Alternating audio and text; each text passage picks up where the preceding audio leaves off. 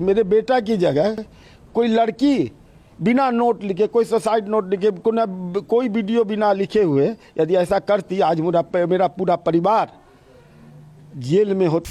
उन लोग तो कल तक थे, मीडिया वाले को कहते थे कि फोटो मत लेना जी, मेरा वकील तुमसे बात करेगा, और आज फरार हैं, गायब हैं। इसका क्या मतलब है कि दोषी है।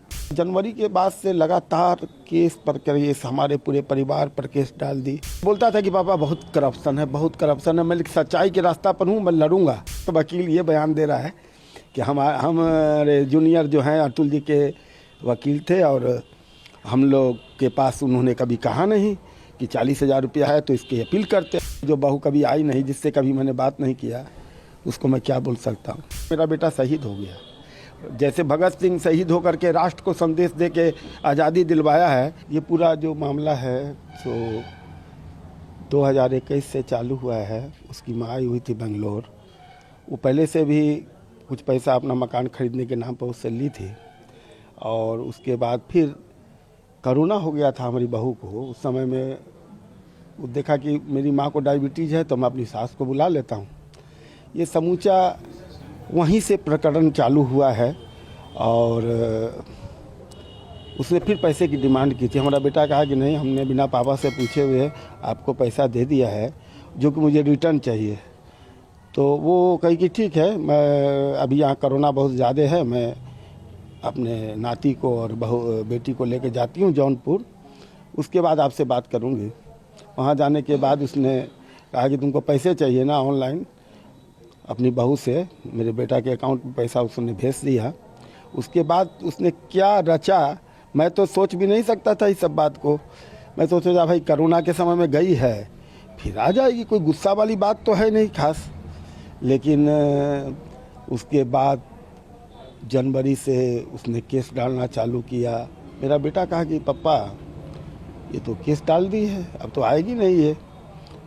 तो हमारा बेटा तो ये समझ रहा था करुणा लेके गई है, चलो भाई हमारा बच्चा भी 1 साल के कुछ बड़ा हो जाएगा मामा के यहाँ, तो वो चुप था। जनवरी के बाद से लगातार केस पर केस, हमारे पूरे परिवार पर केस डाल दी। एक डोरी का इसका डिवोर्स का केस उसने डाला था, तो अदालत में लगा 1-2 पेशी के बाद कि भाई इसका केस डालने के बाद तो हम फंस जाएंगे, तो डिवोर्स का केस डालने के बाद फंस जाएंगे, तो डिवोर्स का केस उसने वापस ले लिया। तो हमारे वकील ने पूछा कि आप तो इसमें दस्तखत किए? वो बोले नहीं, वकील ने मुझे कागज़ दिखाया, मैं दस्तखत कर दी, जबकि वो बहुत पढ़ी लिखी थी और बिना जानकारी। ये शादी.com के कारण दोनों की जान पहचान हुई, और हम भी चाहते थे कि दोनों की ठीक है, दोनों आदमी एक दूसरे को जान पहचान लो और शादी कर लो, मुझे कोई आपत्ति नहीं थी। और HHI में शादी हम बनारस में किए थे, और उसमें जो भी पैसा मेरा खर्चा हुआ था, हम लोग क्या अपना यहाँ से जो बाराती गए थे, तो उसमें हमने खुद पेमेंट किया है, जो कि ऑनलाइन किया है। सारा पैसा सारा पूरा उनका हमने नहीं दी। जो होटल का खर्चा उन्होंने अपना बियर किया, हमने अपना बियर किया। जब ये डिवोर्स की बात हुई तो कितना पैसा जब तक आप आपके बेटे से ले चुके थे, और आप लोगों को डिवोर्स की बात हुई उस समय तक पैसा उसने नहीं लिया था। उसके बाद से सिलसिला चालू हुआ। मीडिएशन में जब गई हूँ तो 20,000 से चालू हुआ, और बाद में वो 40,000 पर आया। 40 से फिर कहा गया जज के द्वारा कि जज साहबिना ने कहा कि जो यदि तुम चाहते हो कि ये सेटलमेंट हो जाए तो तुम 5 लाख रुपया दो, मैं इसको सेटलमेंट करवा दूंगी। हमारा भी उन्होंने जिक्र किया। हाँ, उसी जज की बात मैं बता रहा हूँ। नाम है सर? जज का नाम मुझे याद नहीं है, मेरा बेटा तो अपने साइड नोट में सब लिखा है, और पेशकार का नाम राघव है, ये याद आ गया अभी। तो ये सब सिस्टम के बारे में मुझे बताया ही नहीं उसने, लेकिन बोलता था कि पापा बहुत करप्शन है, बहुत करप्शन है। मैं सच्चाई के रास्ता पर हूँ, मैं लड़ूंगा, और मैं कोई पैसा करप्शन के नाम पर दूंगा नहीं। कितने दिनों से ये सब चीज़ें चल रही थी और वो परेशान थे? आप लोगों को कब पता चला? हम लोग परेशानी की बात तो हमको कभी बताया नहीं कि मेरे बूढ़े माँ बाप हैं, सीनियर सिटीजन हैं, तो मैं ज़्यादा शेयर करूँगा तो मेरे पिताजी BP की दवाई खाते हैं, हो सकता है मेरे पिताजी को मेरे बोलने से कुछ हो जाए, इसलिए वो दुख की बात बयान नहीं करता था। और यदि जिस दिन ये कांड हुआ है उसके रात में भी 9 बजे से लेके और 9:45 तक मुझसे बात 10 बजे तक बात किया है। और मुझे देख के आपको भी लगता होगा ना, जो उसने साइड नोट बनाया है, फोटो मैं भी देखा हूँ उसका वीडियो, उसमें आपको देख के लगता है कि कोई आदमी इस तरह के एकदम अच्छे से वीडियो बना के वो इतने दिन में ऐसा कर लेगा, इतनी कठोर कदम उठा लेगा, लेकिन वो भीतर से टूट चुका था, किसी को बोलता नहीं था।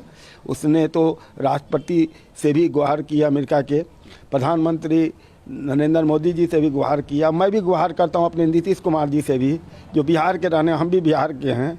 और यदि उनको हम लोग का दुख लगता होगा कि सही है तो मदद करना चाहिए उनकी इस कानून व्यवस्था पर। हमारे पूरे परिवार पर 498 का केस आज भी था जो जौनपुर में, जिसमें हमारे सीनियर वकील है विजय कुमार श्रीवास्तव और अवधेश तिवारी जी और एक तो आपको सुशील यादव जी, ये सब सुशील राय जी, ये सब हमारे वकील हैं सीनियर।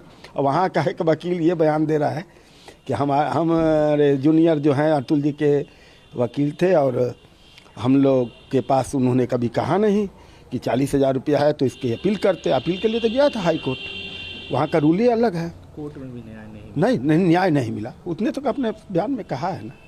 उन्होंने ये भी जिक्र किया है कि मेरे बच्चे से भी हमें मिलने नहीं, सबसे बड़ा शौक यही है। हमारे बच्चे से मिलने नहीं दिया गया। मैं गया तो मैं भी चाहता था कि मैं अपने पोता को आज तक गोदी में नहीं लिया हूँ, चूँकि मैं कभी बंगलोर नहीं गया। मैं ना वो यहाँ कभी आई है, एक दिन के लिए आई और फिर के बाद दोबारा आई नहीं। उसने लिखा है कि मुझे प्रताड़ित किया जाता था, दहेज की मांग की जाती थी। आप सोच के देखिए, जो बहू कभी आई नहीं, जिससे कभी मैंने बात नहीं किया, उसको मैं क्या बोल सकता हूँ।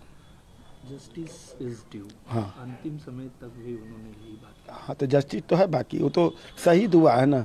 मैं तो ये समझता हूँ कि मेरा बेटा शहीद हो गया। जैसे भगत सिंह शहीद होकर के राष्ट्र को संदेश दे के आज़ादी दिलवाया है, तो इस बुरे, हम समझते हैं करप्शन जो चल रहा है अदालत में और न्याय में, उसको जरूर नरेंद्र मोदी जी और जो न्यायपालिका है, सुप्रीम कोर्ट और उनके जो उच्च अधिकारी हैं, न्यायाधीश हैं, उनको चाहिए कि ये न्यायालय जो है एक मंदिर है, वहाँ पर बैठा हुआ इंसान यदि करप्शन करेगा तो फिर और अतुल सुभाष ऐसा करेंगे। मैंने उसकी यही भावना थी कि और कोई अतुल सुभाष ऐसा नहीं करे, कानून में सुधार हो। ये कानून का जो गलत दुरुपयोग हो रहा है उस पर संशोधन करने की ज़रूरत है। और हमारे परिवार को न्याय एक ही चाहिए कि हम लोग यदि दोषी हैं तो उसका जांच कराया जाए। और मेरे पोता को कम से कम यदि न्यायपालिका में कोई ऐसा प्रावधान हो कि हम लोग को दिए जाता, हम लोग सोचेंगे कि ये बहुत बड़ा एहसान है हम लोग के परिवार पर इस न्याय का। यही हम मान के चलते हैं भाई साहब, और कुछ हम नहीं बोलेंगे। उनकी माँ की हालत ऐसी है कि 10-10 मिनट पर उनको फिट आती है। पटना में उनको जो है सो बेहोश हो गए थे, ज़मीन में गिरे, माथे में चोट है। आप सोच नहीं सकते, हम अभी जो बोल रहे हैं ना, ये हमारा स्ट्रॉन्ग व्यूज़ है, इसलिए मैं आपसे बात कर रहा हूँ और मैं अपने दर्द को छुपाए हुए हूँ। और आप लोग मीडिया की आवाज़ मैं जानता हूँ कि कहाँ तक जाती है। सर, निकिता और उनके परिवारजन फरार हो चुके हैं, सरकार से क्या गुहार लगाएंगे? हम तो चाहते हैं कि यदि आज मेरे बेटा की जगह कोई लड़की बिना नोट लिखे, कोई सुसाइड नोट लिखे, कोई वीडियो बिना लिखे हुए यदि ऐसा करती, आज मेरा पूरा परिवार जेल में होता। अभी से उसी दिन से होता, दूसरे दिन की नहीं देरी थी, उसी दिन से पूरा परिवार चला जाता अंदर। लेकिन उन लोग तो कल तक थे, मीडिया वाले को कहते थे कि फ़ोटो मत लेना जी, मेरा वकील तुमसे बात करेगा, और आज फरार हैं, गायब हैं। इसका क्या मतलब है कि दोषी है। मीडिया के सामने जो आदमी नहीं आ रहा है उसको आप क्या कहिएगा? वो बाद में जाकर के सबूत जुटाएगा और बाद में जाकर जो बात थी तुम मीडिया को बताती ना, वो तो कुछ भी इल्ज़ाम तुम किसी पर लगा लोगी। अभी भी न्याय चाहिए। न्याय तो चाहिए, न्याय के बिना तो हमारा बेटा क्या लिखा है, क्या किया है, तो अब देखें ना। जब तक न्याय नहीं मिले तो क्या करना है। सरकार बस से क्या डिमांड कीजिएगा? सरकार से हम न्याय मांगते हैं और कुछ नहीं मांग रहे हैं।